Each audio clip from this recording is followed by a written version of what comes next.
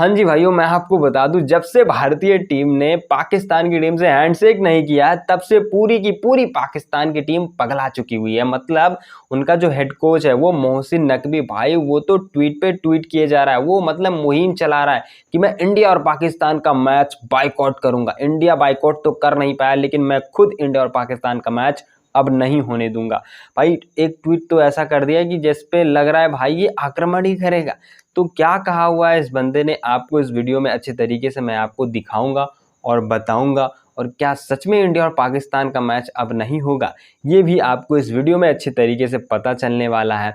और 2-3 लोग हैं जो भाई काफ़ी ज़्यादा कह रहे हैं इंडिया पाकिस्तान के इस मैच के बारे में कि क्यों नहीं हैंडशेक किया, हैंडशेक करना चाहिए था, ये स्पिरिट ऑफ गेम है, इसे भारतीय टीम को नहीं भूलना चाहिए।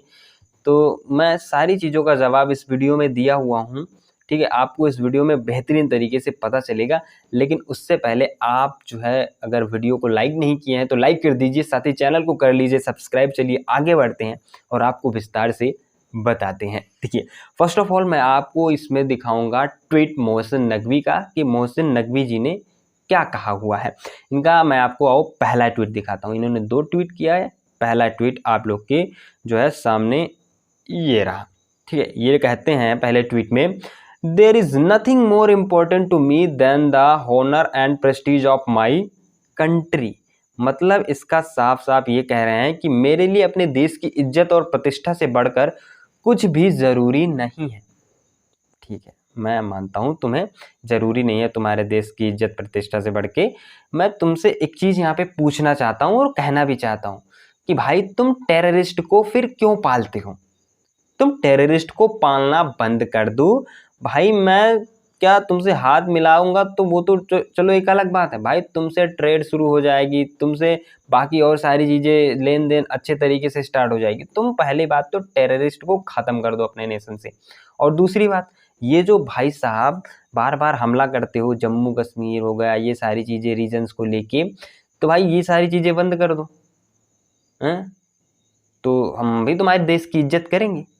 अगर भाई तुम ये सारी चीज़ें करते रहोगे तो हैंडशेक चलो एक छोटी बात हो गई, इससे भी बड़ा कदम उठाया जाएगा। समझ में आई बात? अगर ना समझ में आई हो तो फिर आगे तो समझा ही दिया जाएगा तुमको, ठीक है। तो तुम तो ये मत ही कहो कि इज्जत और प्रतिष्ठा हमारी चली जाएगी, तुम्हारी ऑलरेडी जा चुकी हुई है, ठीक है। उसके बाद दूसरे ट्वीट में ये कहते हैं, The PCB has loaded a complaint with the ICC regarding violations by the match referee of the ICC Code of Conduct and the MCC laws pertaining to the spirit of cricket. The PCB has demanded an immediate removal of match referee from the Asia Cup. Basically इनके कहने का मतलब ये है कि ICC में इन्होंने शिकायत दर्ज करा दी हुई है। मैच रेफरी ने आईसीसी आचार संहिता और एमसीसी के स्पिरिट ऑफ क्रिकेट से जुड़े नियमों का उल्लंघन किया हुआ है। पीसीबी ने एशिया कप से उस मैच रेफरी को तुरंत हटाने की मांग की हुई है कि कहा हुआ है भैया मैच रेफरी को तुरंत हटाओ।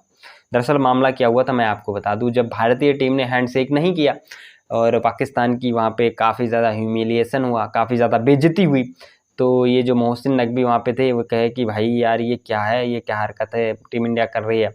तो वो भाई अपने आप को कहने लगे ये मेरी बेइज्जती इंटरनेशनल पे हो चुकी हुई है, मैं छोड़ूंगा नहीं किसी को। तो ये जाते हैं मैच रेफरी के पास।